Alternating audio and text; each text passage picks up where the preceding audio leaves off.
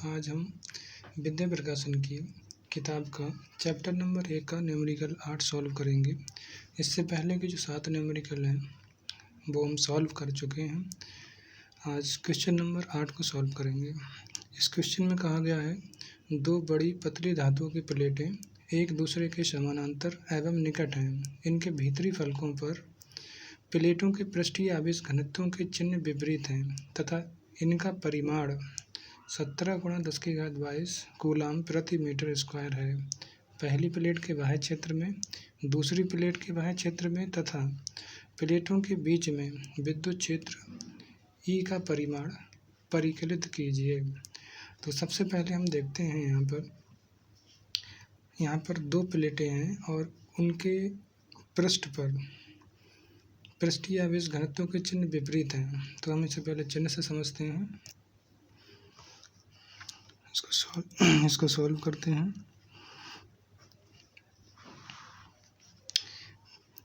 पृष्ठ आवेश घनत्व पहली प्लेट पर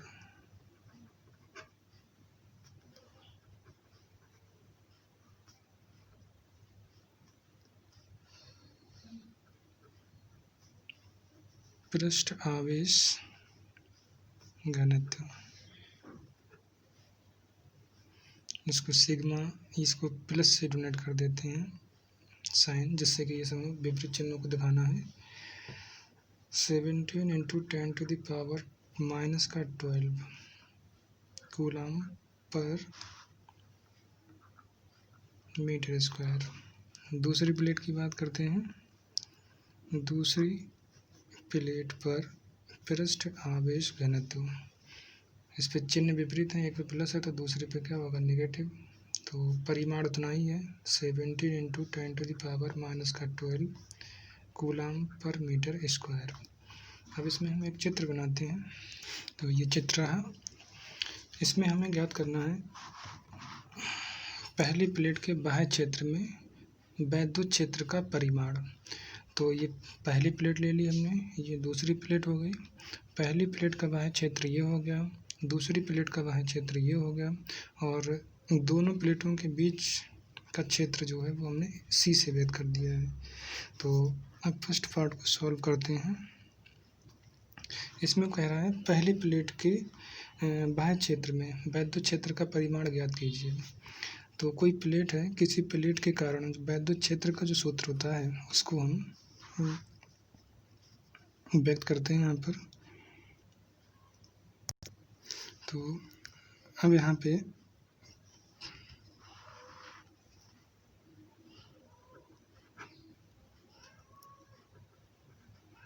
पहली प्लेट के बाह्य क्षेत्र, पहली प्लेट के बाह्य क्षेत्र कौन सा बाह्य क्षेत्र है, ये वाला बाह्य क्षेत्र ए में दोनों प्लेटों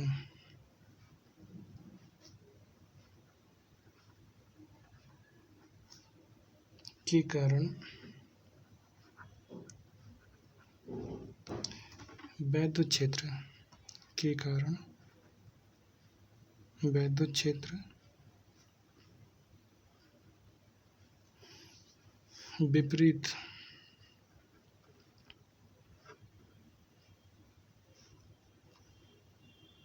व परिमाण में बराबर होते हैं, व परिमाण में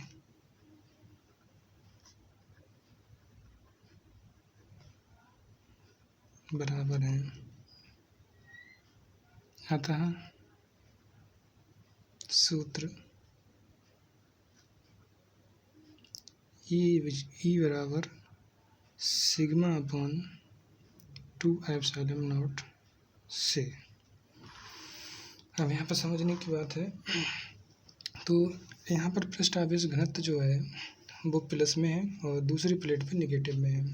तो पृष्ठ आवेश घनत्व का मतलब है कि इस पूरी प्लेट पर एक समान आवेश का वितरण, और प्लस है तो यानी कि धनात्मक आवेश का वितरण इस पे एक समान है, और दूसरी वाली पे नेगेटिव साइन है। तो इसका मतलब ये हुआ दूसरी प्लेट पर जो आवेश का जो वितरण है वो एक समान है, परंतु विपरीत, यानी कि यहाँ पे ऋणात्मक आवेश का वितरण एक समान हुआ।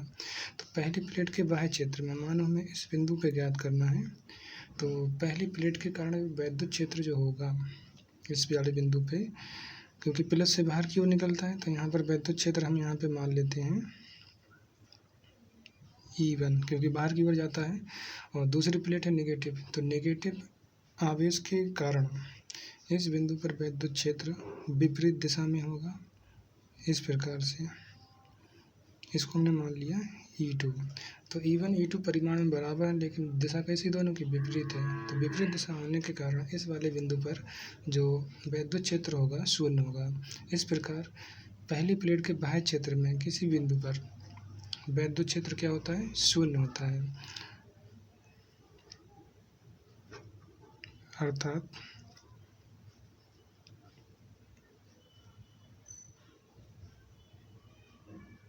यानी कि ए बिंदु पर ज्ञात कर रहे हैं E A is equal to sigma upon 2 epsilon nought.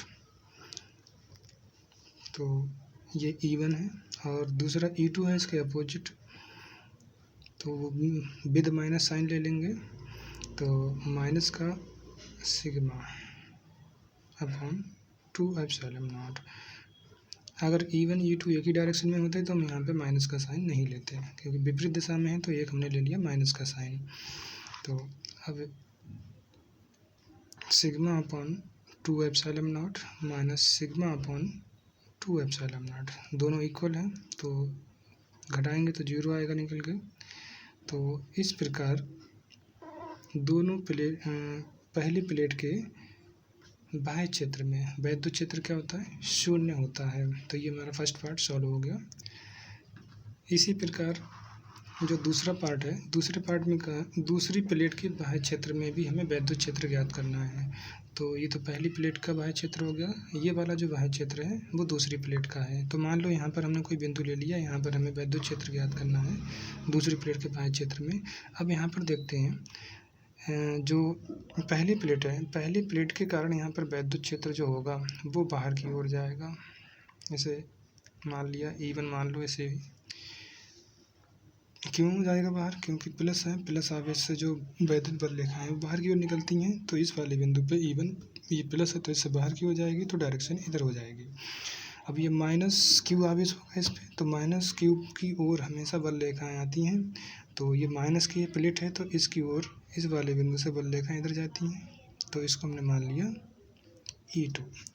तो यहाँ पर भी क्या है कि जो वैद्युत क्षेत्र है पहली प्लेट के कारण E1, दूसरी प्लेट के कारण यहाँ पर E2, दोनों परिमाण में बराबर और विपरीत हैं। तो इस प्रकार दूसरी प्लेट के बाह्य क्षेत्र में भी वैद्युत क्षेत्र शून्य होगा। तो हम चाहें तो यहाँ पर भी लिख सकते हैं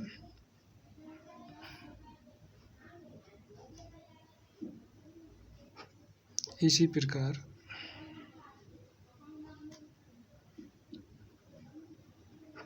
दूसरी प्लेट के बाह्य क्षेत्र में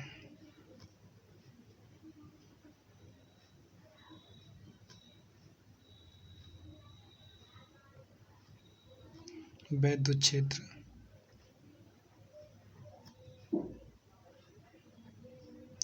शून्य होगा।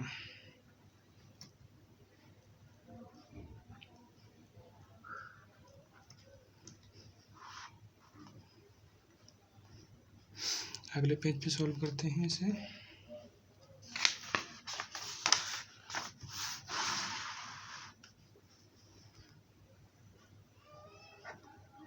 अर्थात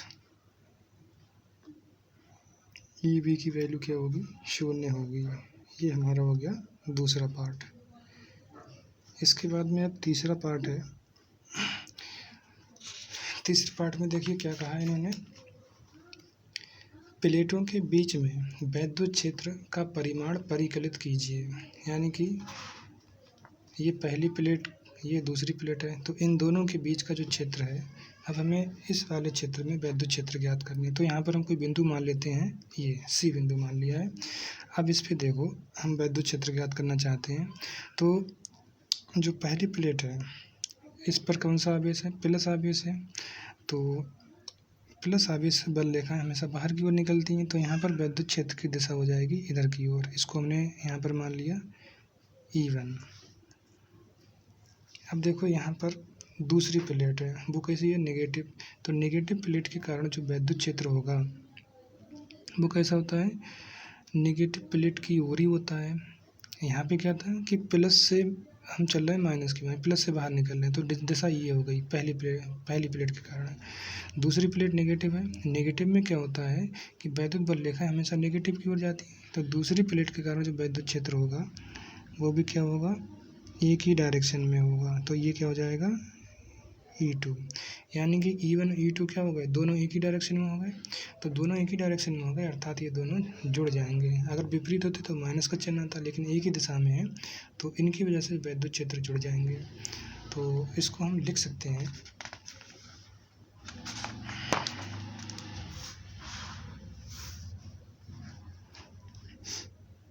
दोनों प्लेटों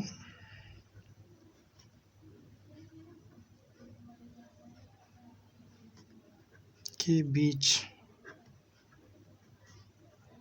में वैद्युत क्षेत्र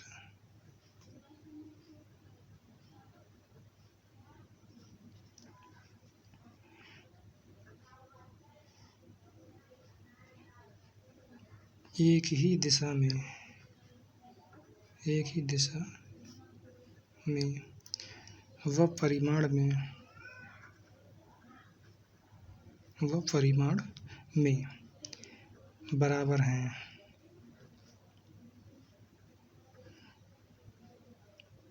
अतः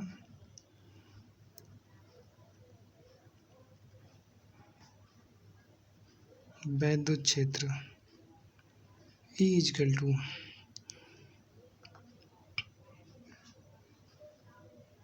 E1 प्लस E2 यहाँ पे जुड़ जाएंगे क्योंकि दोनों की दिशा कैसी है, एक ही है, अर्थात sigma upon 2 epsilon not plus, अब यहाँ पे माइनस साइन नहीं आएगा। का माइनस साइन कब आता है, जब विपरीत दिशा में होते हैं। एक ही दिशा में तो यहाँ पर भी सिग्मा अपॉन 2 एप्सिलॉन नॉट, दोनों को जोड़ देंगे तो ये हो जाएगा 2 सिग्मा अपॉन 2 एप्सिलॉन नॉट। इस 2 से ये 2 कट जाएगा। सिग्मा की वैल्यू पीछे लिखी हुई है और वो वैल्यू कितनी थी, 17 into 10 to the power minus का 12, और एप्सिलॉन नॉट की वैल्यू हमें पता ही होनी चाहिए, 8.85 into 10 to the power minus का 12। अब इन दोनों को हम सॉल्व कर लेंगे तो सॉल्व करने पे जो आंसर आएगा 1.92 into 10 to the power minus का 10 न्यूटन पर कूलम। तो ये जो निकल के आया है, दोनों प्लेटों के बीच में वैद्युत क्षेत्र, इसको देख लीजिए, दोनों प्लेटों के बीच में वैद्युत क्षेत्र। तो इस प्रकार क्वेश्चन नंबर 8 सॉल्व हुआ। अब हम अगला क्वेश्चन सॉल्व करेंगे।